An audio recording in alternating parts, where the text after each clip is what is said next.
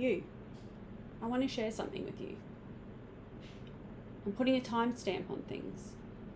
Did you know this mug, me, Connie Warren, has been banging on about our corporate writing business on the Same Page Consulting for a whole year now? Yeah, so that's what this is about. It's the first anniversary of my little startup. So I'm sharing with you my reflections. You might want to press stop now. That's fine. I'll keep going. You can let me know if it was worth watching, reading the captions, or even listening to in the comments. On that day, 2nd of February 2022, I did a video too. If you watched that launch video, you might have realized that I had lots of intentions to do videos in the first year of my business. I did start well, but didn't kick that goal. So I'm no guru, I'm no expert, I'm not even basically proficient here. In fact, I'm quite nervous. But what I will say is that I have been trying to increase the frequency of my videos, and I'm going to get there, I promise. I'm hoping year 2 is the year. I'm going to communicate more via video, and I'm going to keep learning. I have some help, so it's definitely going to happen.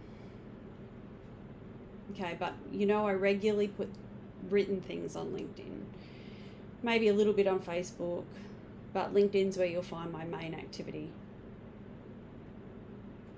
And this reasonably quick video is just to let you know a few things that I've learned in my first year. I've written a really, really long list. I'm only going to tell you 3 here. The rest are going to be on a blog tomorrow, because ain't nobody got time to watch 20 minutes or 30 minutes of me banging on about what I learned in my first year. You're all interested in yourselves. So let's get into it. The top 3 things I learned in 2022 and the beginning of 2023 in the first year of my business. 1, how long things take. Did you know it takes about 50 hours to write a decent grant application for something semi-complex? Did you know it takes sometimes well over 100 hours of writing to put together a really complex tender? And did you know, on average, it takes around 20 hours to arrange and scribe a full NT government recruitment process? Well, I do. Do you want to know how? Well, basically it's because I was lucky enough in my first few weeks of business to meet Barb Clifford, the time tamer in Alice Springs. Barb's amazing at time management and digital tools. She got me onto Toggle Track very early on. Getting that app was the best thing I did. I recommend Toggle Track to everyone now. Self-employed people, salaried people, students, just check it out. It'll be worth it. The second thing I learned this year is when to say no, but also when to say hell yes and figure out the details later. I wrote an annual report for the Darwin Entertainment Centre towards the end of 2022.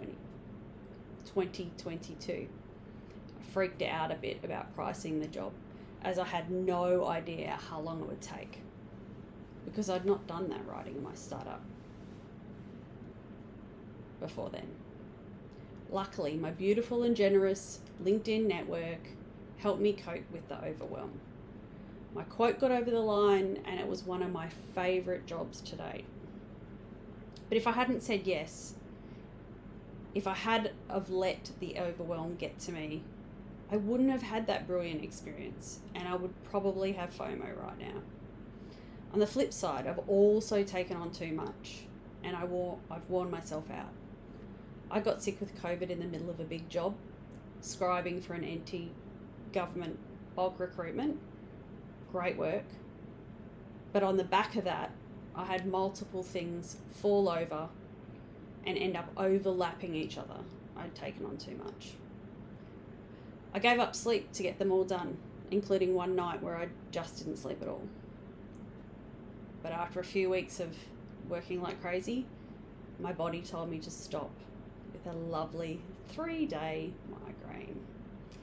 Lesson learned, say no, but say yes at the right times. I'll continue to work on this trait of mine, and I'll be sharing some of that online. Watch this space. My third and final thing I learned from year one in On the Same Page Consulting is that some people want advice, no matter how hard it's to hear.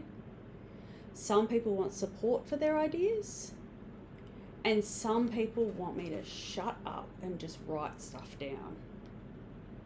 What I mean is that during the year I confirmed my vision and what my whole business was based around. If I'm on the same page as my clients from the beginning, we can all be successful. Overall, what I really wanted to say today is that I started 2022 and my new business with a mindset that I was resetting. 2022 was the year of Connie's reset. I worked on that almost daily to make sure I reset over and over, as you can probably tell from what I've said above. So now that it's 2023 and I'm in my second year of business and I have reset, I've made my word of the year exceptional. And so far, 1 month in, it's looking exactly like that, exceptional. So now that I've shared my reflection on my first year back in business, what do you think? Will this be the year you start something new? Will your 2023 be exceptional? If you are where I was in 2021 and you're wondering, should I start that business or should I just keep doing what I'm doing? Or shall I do something else?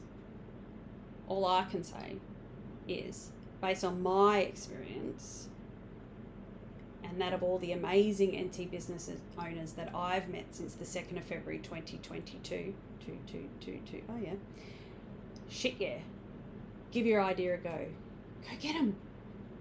But make sure you get some advice, get some feedback, and get some help. That's the key to success in my mind. So to wrap up, what does the next year look like for my business on the Same Page Consulting? Well, to be honest, I have plenty of amazing stuff in my business plan.